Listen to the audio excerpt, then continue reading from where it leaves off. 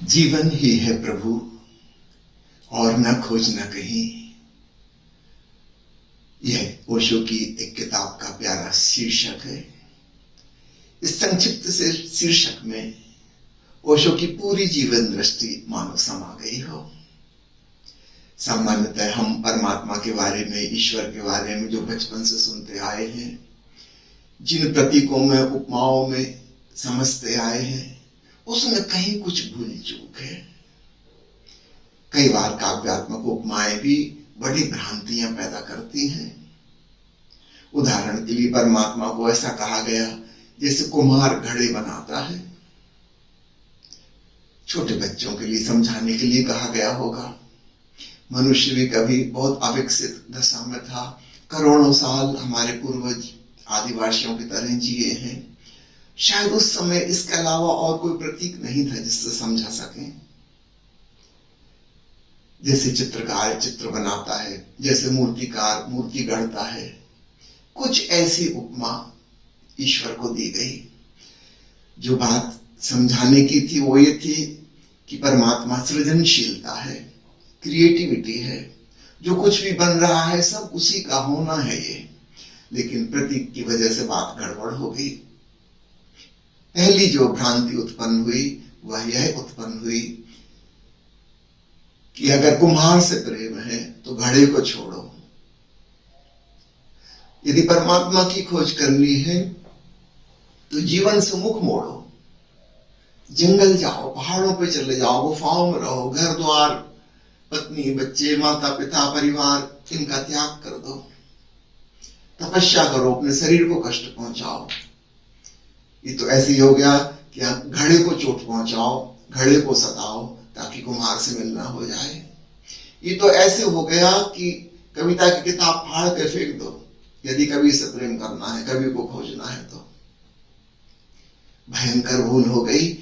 धर्म ने एक बिल्कुल ही गलत दिशा पकड़ ली। वे जो लोग जो सत्य की खोज में, ईश्वर की खोज में उत्सुक थे, जिनके भीतर जिज्ञासा थी, वे एक बिल्कुल गलत दिशा में चले गए। सेल्फ टार्चर, आत्म पीड़क बन गए, अपने आप को सताने लगे। दूसरी भूल यह हुई, परमात्मा जैसे कोई व्यक्ति है, उसकी कोई पर्सनालिटी है, कोई इंडिविजुअलिटी है। फिर हमने उसकी मूर्ति ढालनी शुरू कर दी। निश्चित रूप से जैसे हम हैं वैसे ही हम ईश्वर की मूर्ति बनाएंगे। जापानी लोग भगवान बुद्ध की जो प्रतिमा बनाते हैं उसको देख के भारत में कोई पहचान भी नहीं पाएगा कि बुद्ध की प्रतिमा है, वो जापानी ढंग की है। चीन में चाइनीज ढंग की प्रतिमा बनती है, भारत में भारतीय ढंग की बनती है। अफ्रीकन जब ईश्वर के बारे में सोचेंगे तो वो अपने ही ढंग से सोचेंगे। उनकी ईश्वर की प्रतिमा निग्रो प्रतिमा होगी। सफेद त्वचा के लोग जब सोचेंगे ईश्वर के बारे में तो वह गोरे रंग का होगा। फिर युग बदलता है, समय बदलता है और फैशन की तरह हमारी धारणाएं, सिद्धांत भी बदल जाते हैं। किसी जमाने में यहूदियों का ईश्वर, पुरानी बाइबल में लिखा है कि वह ईश्वर बहुत ईर्ष्यालु है, बहुत क्रोधी है। जरा सी उसकी आज्ञा का उल्लंघन किया, अनंत काल तक नरक में यातना देगा, भारी दंड मिलेगा। फिर ईसा मसीह आए, उन्होंने कहा कि नहीं, ईश्वर क्षमाशील है, करुणावान है। कोई भूल चूक हो जाए, प्रार्थना कर लेना, माफी मांग लेना, वह माफ कर देगा। ईसा मसीह ने कहा कि ईश्वर हमारा परम पिता है। और पुराने यहूदी धर्म ग्रंथ में लिखा है ईश्वर का वचन कि I am not your uncle, मैं तुम्हारा चाचा नहीं लगता। जरा सी गलती की छोड़ूंगा नहीं, बुरी तरह से सताऊंगा। एक युग था जब इतना क्रूर तानाशाही किस्म का व्यक्ति ईश्वर है ऐसी धारणा थी। हजारों साल वह धारणा चली। फिर समय बदल गया, धारणा में चेंज हो गए। क्षमा करिए, मैं उस भगवान की बात नहीं कर रहा, चाहे वो मूर्ति वाला भगवान हो, शक्ल सूरत वाला, चाहे सिद्धांतों और शास्त्रों वाला हो। ये सब तो हमारे बनाए हुए हैं। मैं उस प्रभु की चर्चा करना चाहता हूं जहां से हम आते और जहां हम वापस विलीन हो जाते हैं। हमारे मंदिर, मस्जिद, हमारे ग्रंथ, शास्त्र, सिद्धांत, ये तो सब हमारे निर्माण हैं, ये तो हमारी रचनाएं हैं। हम किसकी रचना है? निश्चित रूप से वह कोई व्यक्ति नहीं हो सकता। वह तो जीवन का विराट सागर है जिसमें लहरें उठती हैं, गिरती हैं। सभी लहरें उसी सागर से उठती हैं, उसी सागर में विलीन हो जाती हैं। हर लहर में सागर ही लहरा रहा है, हलन चलन कर रहा है। तो वह विराट असीम सागर, वह है परमात्मा।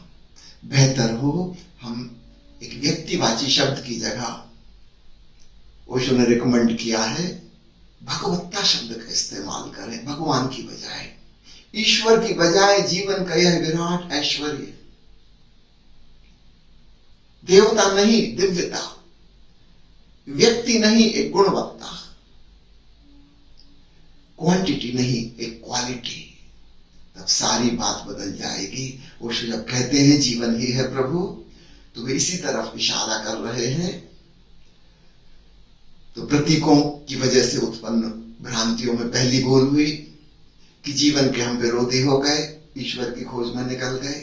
दूसरी भूल हुई, ईश्वर को हमने एक व्यक्ति जैसा समझ लिया, एक मूर्तिकार की तरह, एक पेंटर की तरह, एक कवि की तरह, एक कुम्हार की तरह। तीसरी भूल हुई, जब खोजने से, बहुत मेहनत करने से भी नहीं मिला, तो हम स्वप्न निर्मित कर लिए।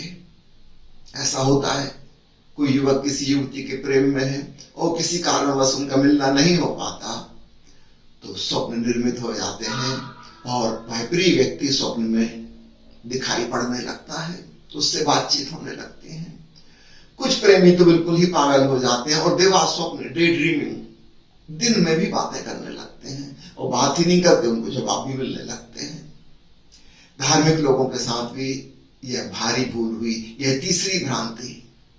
जब हम व्यक्तिवाची परमात्मा की खोज में चले और नहीं मिला, तो हमारे मन ने एक फॉल्स सब्स्टिट्यूट, रात सपने में ईश्वर के दर्शन हो गए। निश्चित रूप से दर्शन उसी के होंगे जिसकी हम खोज कर रहे थे। किसी हिंदू को महावीर के दर्शन नहीं होंगे, किसी बौद्ध धर्मी को ईसा मसीह के दर्शन नहीं होंगे, किसी सिख को कृष्ण के दर्शन नहीं होंगे। हमारी मान्यता, हम जिसके लिए तरस रहे थे, जो भी छवि हमारे मन में थी, हमारा मन उसी का सपना ढाल लेता है। ये करीब करीब ऐसा है कि अगर आप रात को भूख के सो गए हैं, किसी कारण से खाना नहीं खा पाए,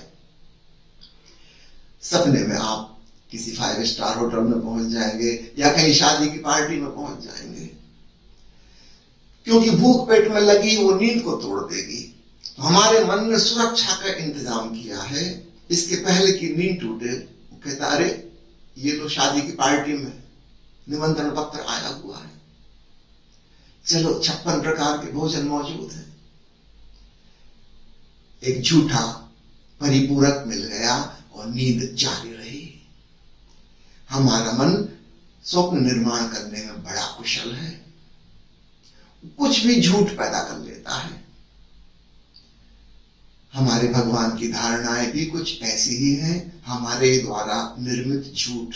कई लोग मुझसे पूछते हैं कि धार्मिक लोग इतने पाखंडी क्यों होते हैं। उसका कारण बड़ा सरल सा है, समझने जैसा है। जिसने झूठ में भरोसा कर लिया, स्टार्टिंग पॉइंट, पहला कदम ही जिसका झूठ में उठ गया, उसका जीवन फिर झूठ से ओतप्रोत हो जाएगा।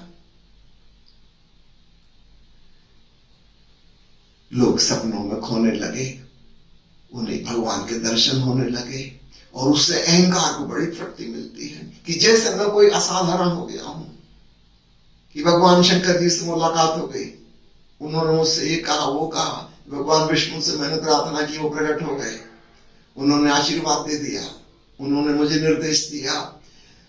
न जाने किस किस प्रकार की भ्रांतियों में लोग पड़ जाते हैं।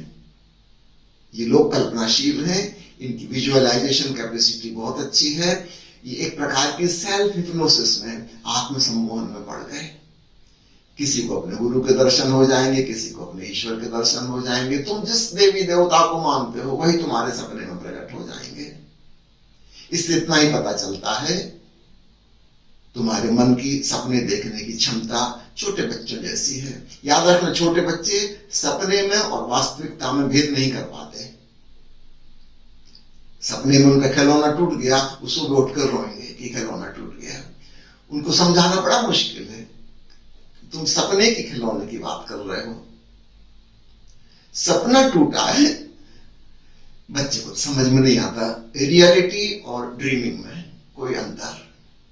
कुछ लोग ऐसे ही बचकानी बुद्धि के रह जाते हैं और वयस्क होकर भी, प्रौढ़ होकर भी, परिपक्व होकर भी उनकी बचकानी बुद्धि सपने निर्मित करने में बड़ी कुशल होती है। ऐसा नहीं कि वो झूठ बोल रहे हैं, वो सच बोल रहे हैं, ये हो सकता है, लेकिन सपना ही झूठा है। ये तीसरी गलती हुई। चौथी भ्रांति उस उपमा से ये खड़ी हुई कि कुछ लोगों ने खोजबीन की और उन्होंने नहीं पाया भगवान को, वे नास्तिक हो गए। उन्होंने कहा कोई ईश्वर कहीं नहीं, सब बकवास है। हमने बहुत मेहनत की, ये तपस्या की, वो की, उपवास किए, नाम स्मरण किया, जपा, ये ध्यान किया, वो ध्यान किया, भांति भांति की विधियां की, कुछ नहीं हुआ। इसका मतलब भगवान है ही नहीं। करीब करीब आज आधी दुनिया नास्तिक हो चुकी है, क्योंकि जिन लोगों के भगवान के दर्शन हो रहे हैं, इनके दर्शन करने के बाद फिर भगवान के दर्शन करने की इच्छा नहीं रह जाती। इनकी जिंदगी का अवलोकन और निरीक्षण करने से पता चलता है कि इनकी आस्तिकता अच्छे नास्तिक लोग हैं। दुनिया में बहुत लोग नास्तिक हो गए। इसकी वजह वो आस्तिक लोगों की जीवन शैली, उसमें कुछ भी परिवर्तन नजर नहीं आता। वो सामान्य से भी कम बुद्धि के लोग हैं, बचकानी बुद्धि के लोग हैं। उनके क्रियाकलाप, उनके सांप्रदायिक दंगे फसाद, उनके द्वारा किए गए युद्ध, छीना झपट से पता चलता है कि मैच्योरिटी नहीं आई। एक अच्छे इंसान भी नहीं बने, भगवान की तो बात छोड़ो, अच्छे इंसान भी नहीं बने। आज तक दुनिया में जितने उपद्रव हुए हैं, धर्म युद्ध हुए हैं, जिहाद हुए हैं, उन सबके पीछे इन्हीं धार्मिक लोगों का हाथ है। करोड़ों लोगों का खून खराबा हुआ है। अकेले एक एडोल्फ हिटलर ने 60 लाख यहूदियों को मरवाया। ईसाई धर्म को मानने वाला है वह यहूदियों का दुश्मन है, क्योंकि यहूदियों ने ईसा मसीह को सूली पर चढ़ाया था।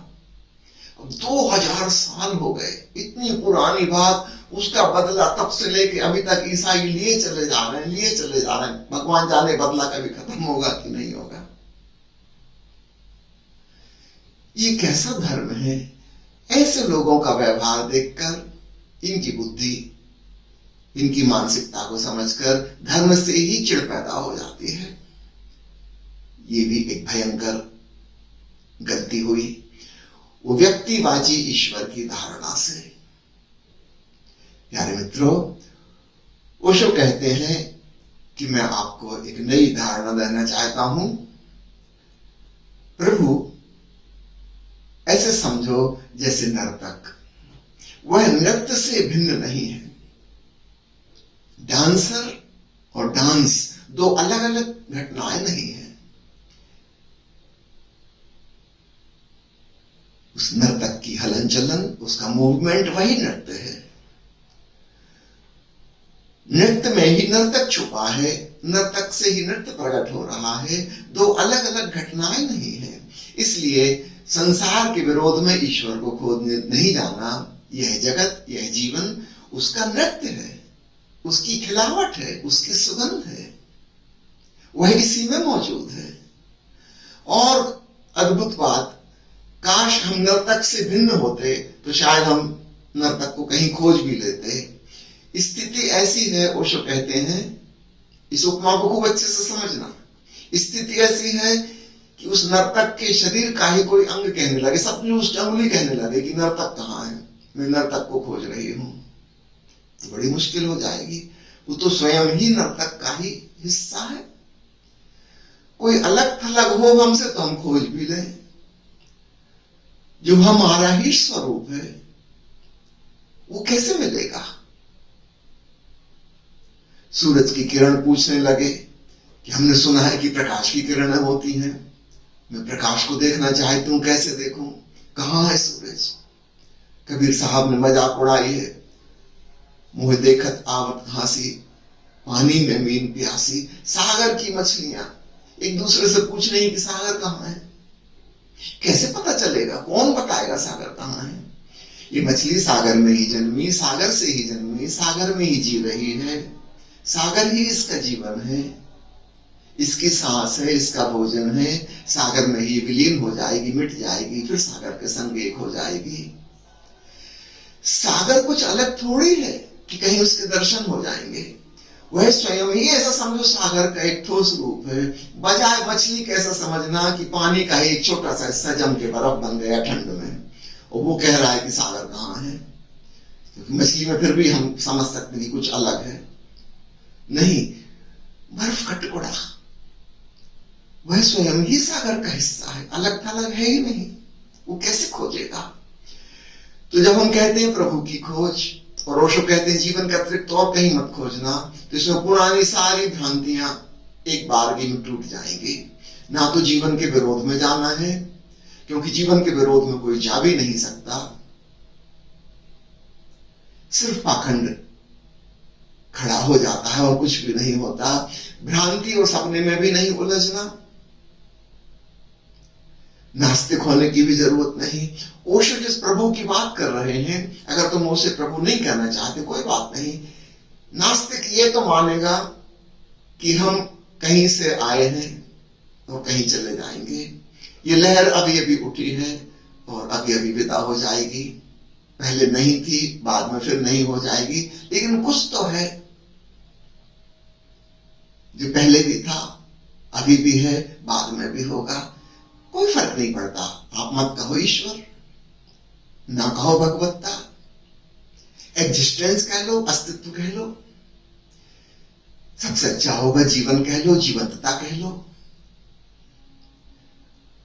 वो नृत्य के समान मौजूद है, वह नर्तक का एक्सप्रेशन है, नर्तक उसमें मौजूद है, और हम और वह अलग अलग नहीं है। भाषा में कहने में कुछ ना कुछ भूल हो ही जाती है। वो पुरानी उपमा छोड़ो, नई उपमा पकड़ो, कम चांस से भूल की फिर भी हो सकता है फिर हम भूल में पड़ जाएं। हम स्वयं ही उसी नृत्य के एक अंग हैं, हम नर्तक से भिन्न नहीं है। हमारे भीतर भी वह जिंदगी मौजूद है जो सारे अस्तित्व के प्राण है, धड़कन है, हमारी भी धड़कन वही है, हम उससे अलग थलग नहीं है। तो फिर खोजना शब्द ठीक नहीं। कबीर कहते हैं, मोह को कहां ढूंढे रे बंदे, मैं तो तेरे पास में। पास होता तब भी ढूंढ लेते, अगर वो हम ही हैं तब कैसे खोज पाएंगे? मैंने सुना है मुल्ला नसरुद्दीन अपने घोड़े पे बैठा बाजार से तेजी से निकल रहा था और चिल्ला रहा था, भाइयों रास्ता दो, जल्दी छोड़ो, मुझे निकलने दो तेजी से। लोगों ने पूछा हुआ क्या? नसरुद्दीन का, तुम जानते हो मुझे अपने घोड़े से बहुत प्यार है, आज सुबह से घोड़ा मिल ही नहीं रहा, न जाने कहां खो गया, उसी की खोज में निकला हूं, दूर दूर नजर फेंक रहा हूं, कोई दिखाई नहीं देता कहां गया। उसके एक मित्र ने कहा कि महोदय जरा रुको, तुम घोड़े पर ही सवार हो। नसरुद्दीन ने नीचे देखा, शर्मिंदगी भी महसूस हुई, अपने ऊपर हंसी भी आ गई। कहा कि मैं भी रात को ज्यादा शराब पी गया था, लगता है उसका कुछ असर रहा, कुछ बेहोशी थी, घोड़े पर सवार हूं और भूल गया और घोड़े की खोज करने लगा। नसरुद्दीन को तो हम माफ कर सकते हैं, हम भी किसी प्रकार की आध्यात्मिक मूर्छा में हैं। घोड़ा तो फिर भी दूर है नसरुद्दीन से। जरा कल्पना करो, नसरुद्दीन अगर बाजार में ये कहता निकले कि मैं नसरुद्दीन को ढूंढ रहा हूं, मिल नहीं रहा, तब क्या करेंगे? तब तो बिल्कुल पक्का हो गया कि बहुत गहरे नशे में है। हमारी स्थिति भी वैसी ही है, जब हम कहते हैं हम परमात्मा की खोज में हैं और हम चले मंदिर, मस्जिद, तीर्थ, गंगा स्नान करने चले, हम भी कुछ वैसा ही पागलपन कर रहे हैं, हम बहुत गहरी मूर्छा में हैं। तो प्रभु की खोज का पहला महत्वपूर्ण बिंदु समझना, खोजना नहीं है, वो जो जीवंतता भीतर मौजूद है उसे महसूस करना है। फील योर ओन प्रेजेंस, अपनी मौजूदगी का एहसास। एक बहुत प्यारी कहानी ओशो कहते हैं, एक सूफी फकीर के पास 3 युवक आए थे सत्य की खोज में, परमात्मा की खोज में। उस सूफी फकीर ने उनको एक कबूतर दिया और कहा कि जाके कबूतर को ऐसी जगह मारना जहां किसी को भी पता न चले। ये काम करके आओ, ये तुम्हारी परीक्षा है। अगर परीक्षा में पास हो जाओगे तो फिर आगे हम परम सत्य की खोज में चलेंगे, फिर तुम्हें शिक्षा दूंगा। एक युवक गया, देखा उसने एक सुनसान सड़क, वहां कोई नहीं है। उसने जाके कबूतर की गर्दन दबा दी और मार के थोड़ी देर में ले आया। दूसरा युवक गया, बाजार में लोग थे, सुनसान गलियां उसने देखी, फिर भी उसको लगा कि न जाने मैं गर्दन दबाऊं कबूतर, उसी समय कोई खिड़की खोल दे, देख ले, तो थोड़ा इंतजार करता हूं, रात का अंधेरा हो जाए। रात को जब बहुत घना अंधेरा हो गया, एक बिल्कुल अंधेरी गली में जाके पक्का करके कि कोई नहीं देख रहा है, उसने कबूतर की गर्दन दबा दी और रात को वो लेके आया। तीसरे युवक का तो पता ही नहीं चला, कहां चला गया, लौट के ही नहीं आया। उन दोनों युवकों ने समझा कि वो सिर फिरा है, इतना सा काम न कर सका कि कबूतर को ऐसी जगह मारना है जहां किसी को पता न चले। लेकिन गुरु ने इंतजार किया, कोई 3 महीने बाद वह युवक लौटा और उसने कबूतर लाके जीवित गुरु को वापस कर दिया और कि श्रीमान जी ये संभव नहीं है, ये काम नहीं हो पाएगा, आपने बहुत कठिन मेरी परीक्षा ली, मैंने खूब कोशिश की कि ऐसी जगह चला जाऊं जहां किसी को पता ना चले, लेकिन फिर मुझे लगा कबूतर को पता चल ही रहा है, किसी को चले ना चले, आपने शर्त रखी थी किसी को पता ना चले। तो मैंने फिर अंधेरे रात में एक गुफा में जाकर कबूतर की आंखों पे पट्टी बांध दी, उसको भी पता ना चले। तब मुझे अचानक स्मरण आया कि मुझे तो पता चल ही रहा है कि कबूतर मारा जा रहा है, और आपने शर्त लगाई थी कि किसी को पता ना चले। मैंने बहुत कोशिश की, कई लोगों से सलाह ली, लेकिन ऐसी कोई विधि मुझे नहीं मिल सकी, मैं असफल हो गया हूं, आपसे क्षमा मांगने आया हूं।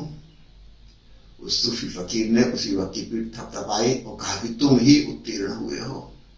उन 2 युवकों को तो मैंने भगा दिया, वो कोई गहरी खोज ना कर सकेंगे। तुमसे कुछ सूक्ष्म बातें हो सकती हैं, तुम केवल दृश्य जगत में ही नहीं अटके, उसके भीतर छुपे अदृश्य को पकड़ने में समर्थ हो। तुम्हारे भीतर गहरी सूझबूझ है, तुम्हें अपने स्वयं के होने की प्रेजेंस का, अपनी उपस्थिति का, अपनी मौजूदगी का एहसास है। कुछ बात बन सकेगी, मैं इसी का इंतजार कर रहा था, तुम पास हुए। चलो अब और गहरी जीवंतता की खोज में निकलते हैं। उसकी साधना उस दिन से शुरू हो गई। प्यारे मित्रों, आपसे भी निवेदन करता हूं, प्रभु शब्द से, ईश्वर शब्द से, भगवान शब्द से किसी पुरानी धारणा का कोई संबंध नहीं है। एक बिल्कुल नई बात, जीवंतता, अलाइवनेस जो कि ऑलरेडी मौजूद है, उसे खोजना नहीं है। वो कोई दृश्य एक ऑब्जेक्ट जैसी नहीं बन सकती, वो हमारी सब्जेक्टिविटी में मौजूद है, उसे महसूस करना है। तो जब कहते हैं जीवन ही है प्रभु और न खोजना कहीं, तो अभी और यहीं में आ जाना है। वह तो अभी मौजूद है, यही मौजूद है, कहीं का तो सवाल ही नहीं उठता। कभी की बात ही खत्म हो गई, अतीत भविष्य कुछ भी नहीं, वर्तमान का यह पल सब कुछ हो जाए। हाँ, उसके प्रति सजगता में वृद्धि, अवेयरनेस, सेंसिटिविटी, होश को प्रगाढ़ करना है। और धीरे धीरे धीरे धीरे बात बनने लगती है, उस भगवत्ता का एहसास होने लगता है। तो प्यारे मित्रों, आप सबसे निवेदन करता हूं, आगामी जो शिविर होगा, ओशो जीवन साधना शिविर, इसमें हम उस भगवत्ता की खोज करेंगे। खोज शब्द थोड़ा सा भ्रांतिपूर्ण है, लेकिन क्या करो, कुछ तो शब्द उपयोग करना होगा। उसका एहसास करेंगे, उसको महसूस करेंगे। उसको महसूस करने की विधियां बड़ी सरल हैं। निश्चित रूप से जो हम स्वयं ही हैं, उसे जानना कठिन कैसे हो सकता है? सरल ही होगा। दूर कोई चीज होती कि एवरेस्ट चढ़ना है तो कठिन हो सकता है, शुक्र ग्रह पे पहुंचना है तो कठिनाई हो सकती है। जो हम स्वयं ही हैं, अपने में लौलीन होना है, इसमें भला कैसे कोई मुश्किल हो सकती है? तो मामला बिल्कुल सरल है। कोई शास्त्र तो पढ़ना नहीं है, कोई सिद्धांत तो सीखना नहीं है, किसी दर्शन शास्त्र में तो जाना नहीं है कि पढ़े लिखे विद्वान ही जा पाएंगे, अनपढ़ लोग रह जाएंगे। कहीं दूर खुद से जाना नहीं है, अपने ही भीतर डुबकी लगानी है। ये काम कठिन हो ही नहीं सकता, बिल्कुल सरल है। तो स्वागत है आप सबका ओशो जीवन साधना शिविर में। साधना शब्द भी पुराने अर्थों में मत लेना, साधना के साथ बड़ी गंभीरता जुड़ी हुई है। नहीं, इसको तो बस ऐसे लेना जैसे शब्द को रखना। मैंने कहा ना, हंसी वा खेली वा धरी वा ध्यानम। तो कहने को हम कहते हैं ध्यान, कहने को हम कहते हैं साधना, पर अधिकांश लोग इससे जो अर्थ निकालते हैं वो बड़ा ही सीरियस है। स्वयं में जाना कैसे गंभीर मामला हो सकता है? वह तो परम शांति में, परमानंद में डुबकी लगाना है। पुनः स्वागत के संग आपसे निवेदन है, इसमें अवश्य भाग लीजिए। धन्यवाद। जय ओशो।